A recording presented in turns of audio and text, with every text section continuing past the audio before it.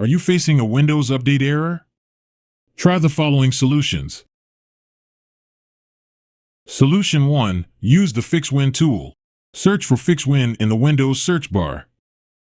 Open the Softonic download link. Download this tool on your system. Now, open the FixWin tool. Go to the Additional Fixes tab on the left pane. Go to the Quick Fixes tab. Click on the following buttons. Reset Software Distribution folder. Reset Cat Root 2. Reset Windows Update History.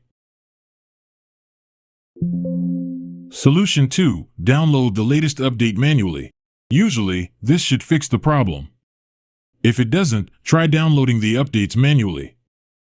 Open the website catalog.update.microsoft.com. Search for the latest month and year in the YYYYMM format. For example, the date in my case would be 2023/08. Download the latest update. Was this helpful? Please let us know in the comment section. Have a nice day.